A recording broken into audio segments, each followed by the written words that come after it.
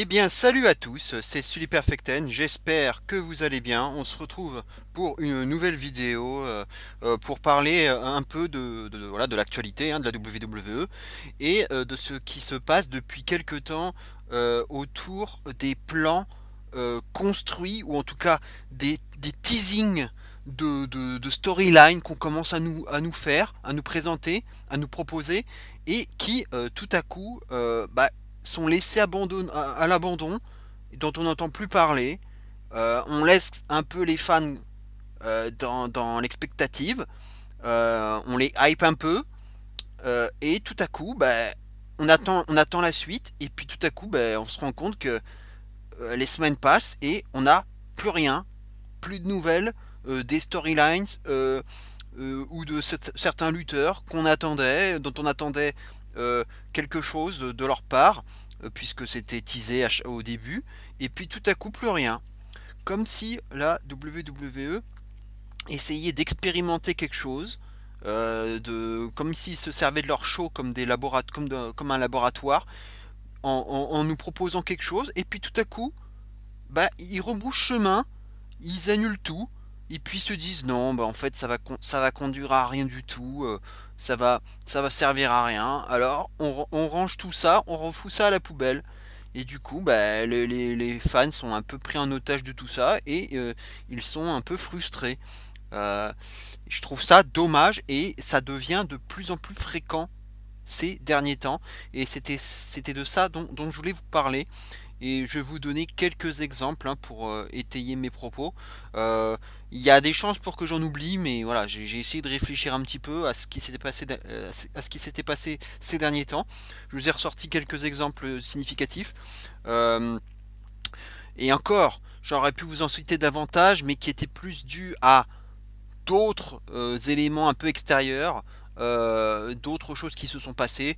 J'aurais pu parler des blessures, mais ça, on peut pas y faire grand chose. Les blessures de Scott Dawson, de Big Cass, ce qui s'est passé autour de Baron Corbin, bien évidemment aussi, qui avait eu un gros push là avec sa mallette. Il avait probablement, il était vraiment parti pour probablement encaisser sa mallette et la gagner très prochainement. Et puis on sait ce qui s'est passé par la suite, patatras, tout s'est écroulé en très peu de temps suite à des agissements externes au catch. Donc finalement, j'ai pas voulu développer là-dessus puisque voilà, ce sont vraiment des éléments extérieurs et ça n'a rien à voir, on va dire, avec la WWE en tant que telle, parce que des mauvais comportements à l'extérieur plus des blessures, la WWE peut pas forcément y faire toujours grand chose. Donc je voulais vous parler surtout donc de plusieurs cas que j'ai sélectionnés. En voici quelques exemples. Donc on va commencer par le Power of Love, Mike Kanellis et Maria, qui sont arrivés un peu, on va dire, dans la différence générale, et avec une première feud sans réel intérêt avec Sami Zayn. C'est vrai que ça a pas mal fait chier les fans, surtout qu'au final, Sami Zayn, il a quand même pas mal jobé dans l'affaire, même si après il a pu regagner un autre match par la suite. Et tout à coup, on a vu McCanellis affronter Bobby Roode dans un SmackDown, et puis depuis, qui a bien sûr perdu, et depuis plus rien du tout. Donc on a l'impression que c'est déjà terminé ce Power of Love. C'est déjà poubelle, c'est déjà gros flop. Je pense que Vince McMahon n'est pas très satisfait de ce duo là, qui n'apporte pas grand chose et puis qui est déjà amené de toute façon à jouer les low carders, mid card pas plus. Et cette gimmick là devient vraiment déjà insupportable. Ça a été très vite irritant pour la plupart des fans, et puis on se rend compte qu'au final, ça n'a rien donné d'intéressant. Et puis même niveau in-ring, Canellis, c'est pas non plus, voilà, c'est pas non plus du grand niveau. Donc, et puis voilà, et puis forcément on pense à la comparaison avec The Miz et Maryse, qui sont juste à des années-lumière au-dessus, bien sûr, de Maria et Mike. Donc c'est difficile pour eux de faire quelque chose et d'apporter quelque chose de différent. et je vois pas trop ce qu'ils peuvent faire de plus avec eux. Et c'est vrai que la WWE, ben, on a l'impression qu'ils ont déjà abandonné le projet, ou en tout cas ils ont stoppé leur élan, hein. J'allais dire le push, mais même pas, hein. C'était un début d'élan, on va dire, leur arrivée. Bah, il y a eu la petite feud avec Sami Zayn, et puis depuis, terminé. Un petit job avec Bobby Roode, et terminé. Alors je sais aussi que hors catch, hein, Mike Kanellis a des soucis d'addiction aux médicaments, hein, aux antidouleurs, qu'il a beaucoup pris ces derniers temps pour soigner ses blessures, notamment une blessure à un genou, je crois. Et il a il souffre, on va dire, de cette addiction, et il lutte contre ça. Et je pense que cette lutte, hein, ne l'arrange pas, et du coup il n'est pas très présent ces derniers temps. Et il se bat, hein, il monte des messages sur les réseaux sociaux, mais du coup le WWE, je pense, n'aime pas trop ça, et bah, ils le mettent un peu au placard.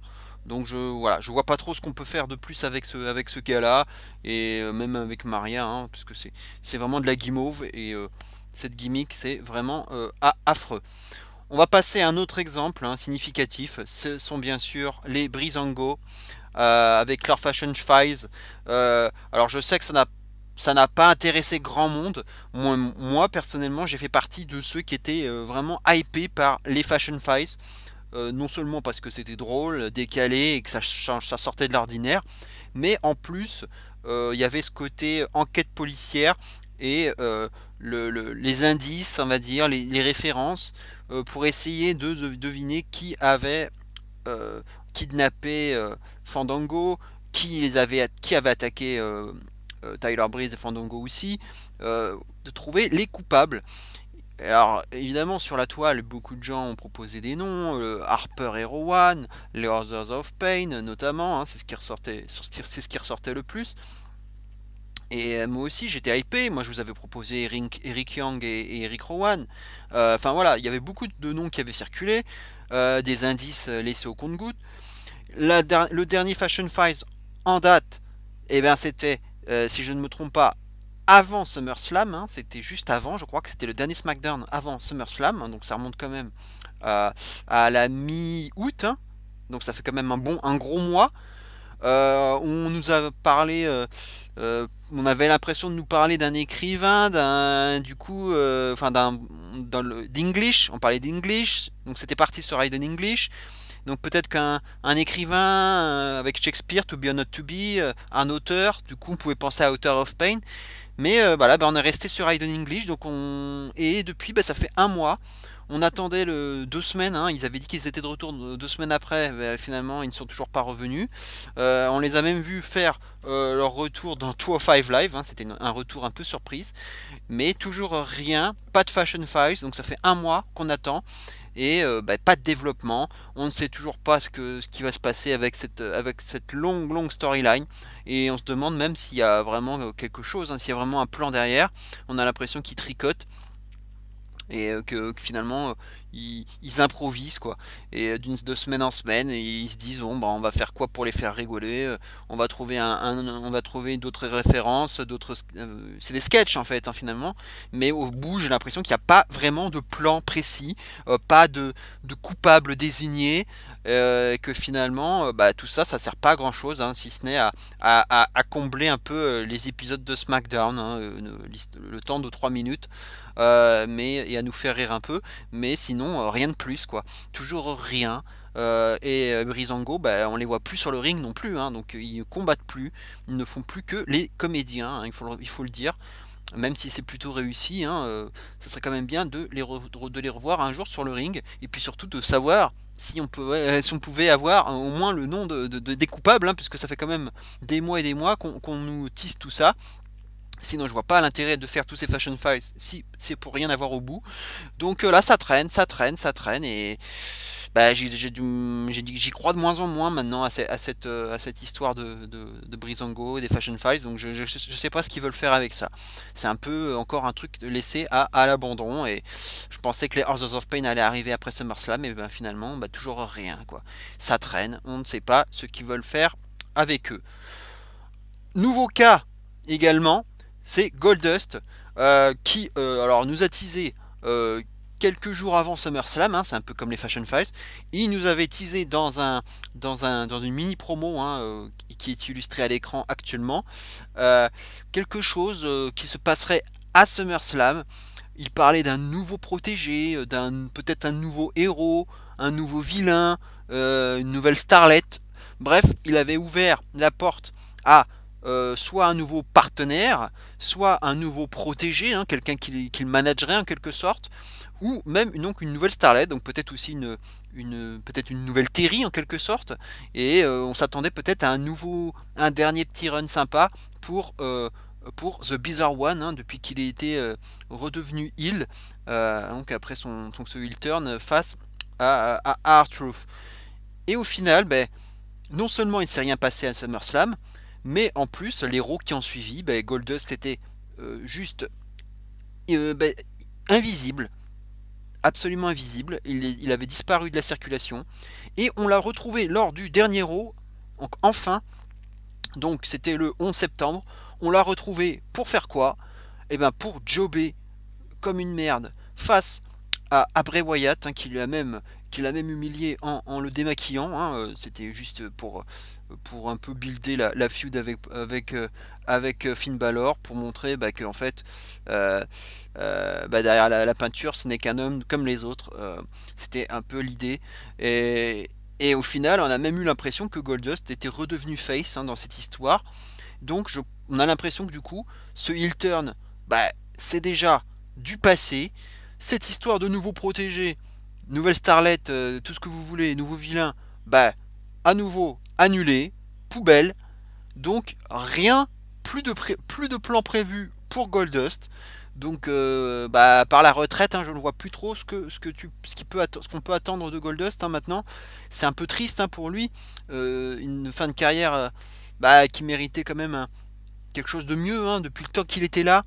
Euh, et bah, je pense que le mieux pour lui, c'est de s'arrêter, hein, et voilà, d'avoir une petite intronisation dans le prochain Hall of Fame, hein, pourquoi pas, s'il s'arrêtait les semaines ou mois à venir.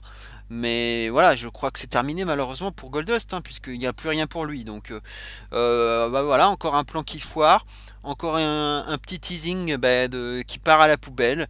C'est quand même bien dommage, même si beaucoup de gens vont dire aussi qu'ils en avaient rien à foutre, hein, puisque c'était bien entendu que du low card, tout ça, hein. C'était pas bien sûr des super storylines qui étaient amenés à, à être présentés dans le main event. Mais bon, c'était quand même des petites storylines qui auraient pu être sympas, qui auraient pu agrémenter un petit peu les shows, avoir quelque chose d'un peu différent, un peu neuf, quelque chose qui pouvait nous redonner un peu le sourire, nous divertir, et changer un peu du main event, et des combats traditionnels du main event. Donc c'est quand même dommage, puisque ça a aussi sa place dans les shows, hein. Il n'y a pas que le main event dans la vie, il n'y a pas que le championnat intercontinental ou le championnat des États-Unis, il y a aussi, on va dire, le low card, et on a besoin aussi d'avoir des petites storylines comme ça sympathiques. Et un run de Goldust, un dernier petit run avant la retraite, ça aurait pas été de trop. Donc voilà encore un exemple de booking, bah, qui part aux oubliettes. Un autre exemple maintenant, le Titus Worldwide, quelque chose qui pourtant était encore d'actualité il y a pas si longtemps, très peu de temps, il n'y a pas si longtemps que ça, hein. Donc comme vous le voyez à l'image, hein, que c'était la nouvelle espèce de faction ou d'entreprise, hein, donc construite par Titus O'Neil, et qui avait dans ses rangs aussi Apollo Crews et Akira Tozawa comme dernier membre. Akira Tozawa, vous l'avez vu, il est monté très haut puisqu'il a réussi à décrocher le titre de champion cruiserweight. Il l'avait décroché par surprise le dernier Raw avant SummerSlam, hein, il avait battu Neville. Et tout à coup, SummerSlam, que se passe-t-il? Neville prend déjà sa revanche, reprend le titre à Tozawa, et il y a un rematch dans le 205 Live qui a suivi SummerSlam, et bah, finalement bah, Neville est toujours champion, et depuis bah, Tozawa, bah, pareil, on ne le voit plus à 205 Live, et comme on ne voit plus Tozawa, eh ben, on ne voit plus non plus Titus O'Neil, et bah, pareil, à Raw, on ne voit plus Apollo Crews. Bref, le Titus Worldwide, qu'est-ce qu'on en fait encore? Bah, on a l'impression que c'est déjà la fin, qu'on a un petit peu vu la fin de tout ça, qu'il n'y a plus vraiment de direction, on sait plus trop ce qu'on veut faire avec eux. Ben voilà, encore un plan qui montait, quelque chose voilà, d'un peu frais, un peu différent. Voilà, c'est pas la folie, hein. Je dis pas que c'est extraordinaire, hein, mais voilà, c'était quand même bien d'avoir un peu ce genre de petite storyline, ça pouvait être sympa, et au final, bah, poubelle quoi. Et Tozawa, bah, le dépush est quand même sévère, sévère. Il y a encore un mois, c'était quand même le champion cruiserweight, et tout à coup, il avait quand même eu un gros push, hein, et au final, bah, finalement, bah, voilà, il a déjà disparu quoi. Maintenant, on ne le voit même plus à 205 Live, donc c'est quand même dommage. Alors, c'est pas, ça veut pas dire qu'ils vont disparaître complètement, on risque de les revoir quand même. Mais pour faire quoi? Enfin, je sais pas ce qu'ils veulent faire non plus avec eux. Donc c'est toujours le même souci.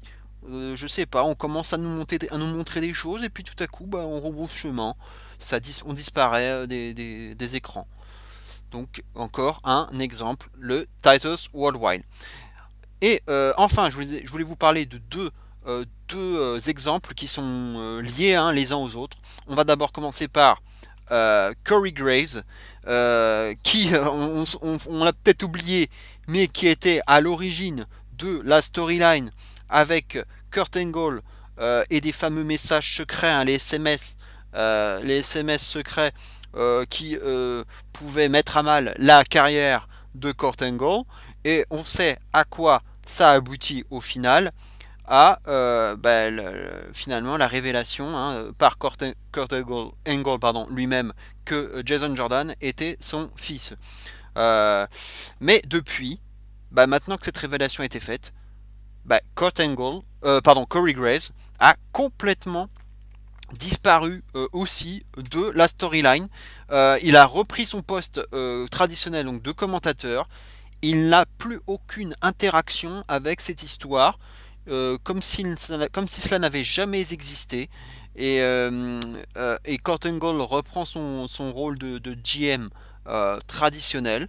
Et Jason Jordan, bah, lui, il essaie tant bien que mal de percer en tant que rookie. Et bah, au final, qu'a fait Corey Graves?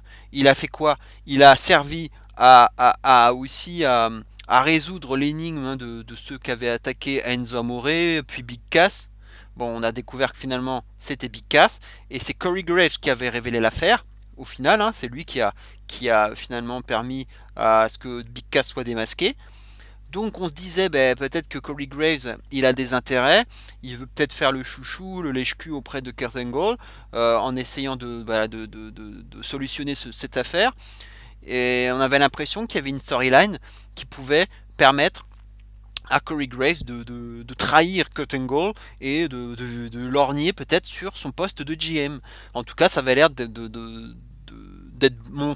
construit comme ça pour qu'on ait une petite trahison, un truc, parce que Corey Graves n'avait pas l'air très sincère dans l'histoire, il avait l'air d'être vraiment lèche-cul, et le lèche-cul de Kurt Angle, hein, qui le soutenait à chaque fois, voilà, il lui montrait les textos et tout, et puis bah, terminé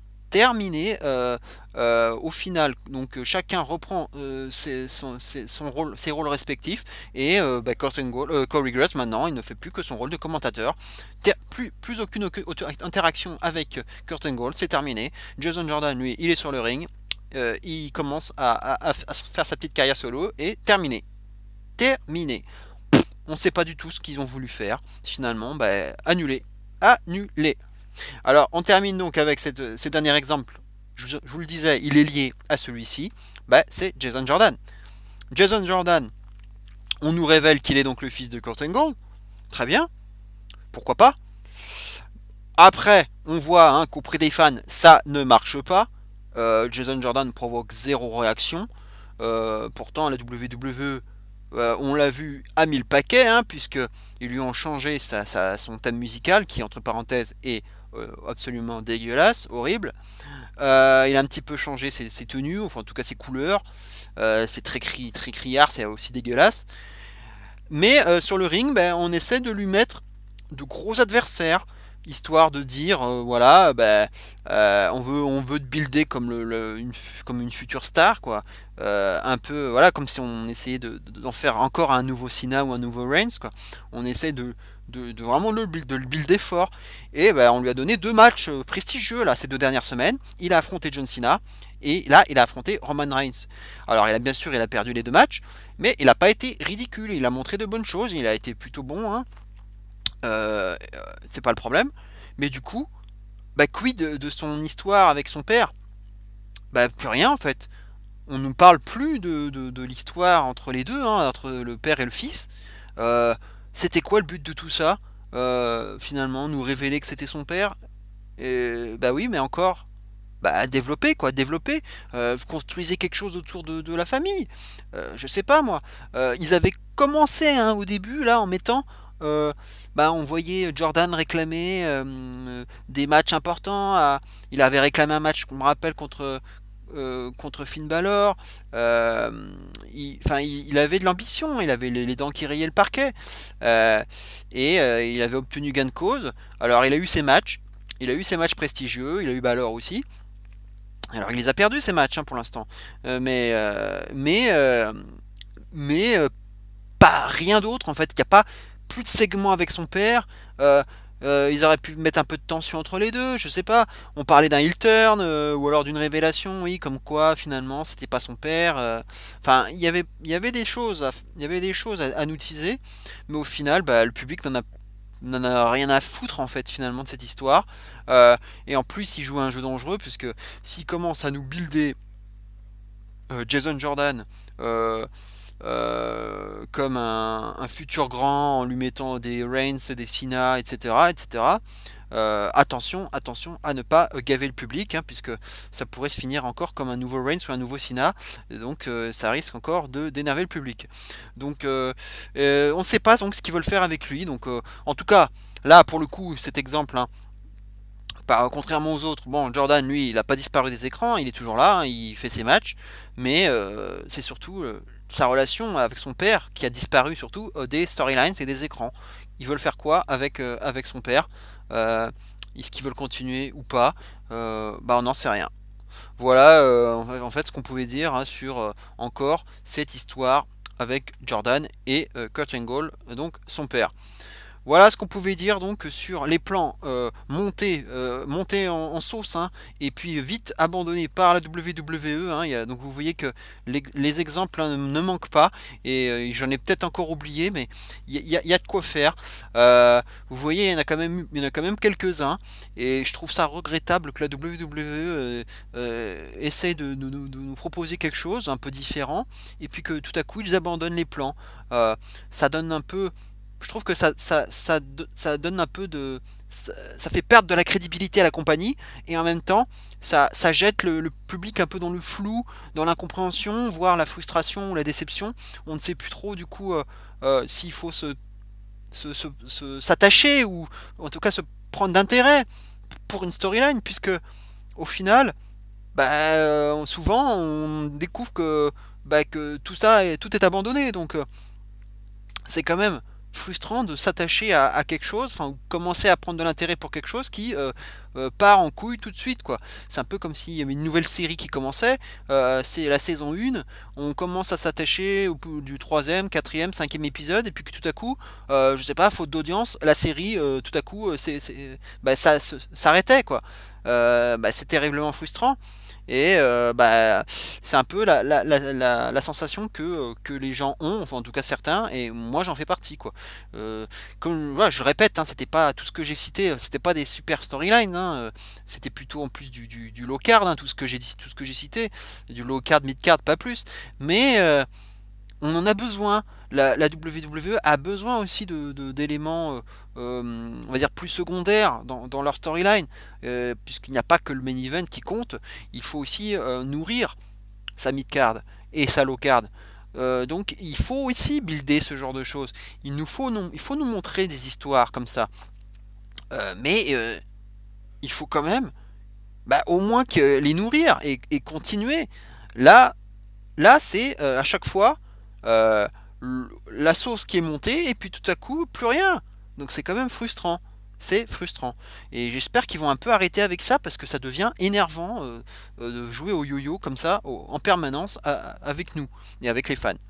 Voilà en tout cas ce que je voulais dire sur la WWE et les plans abandonnés par la WWE à tout bout de champ. Qu'en pensez-vous de votre côté? N'hésitez pas à commenter, à liker, à partager cette vidéo, donc à me dire ce que vous en pensez. En tout cas, on se retrouve très bientôt pour une prochaine vidéo. Ce sera très probablement une vidéo pronostic de No Mercy, puisque c'est déjà dimanche prochain, et oui, le temps passe vite.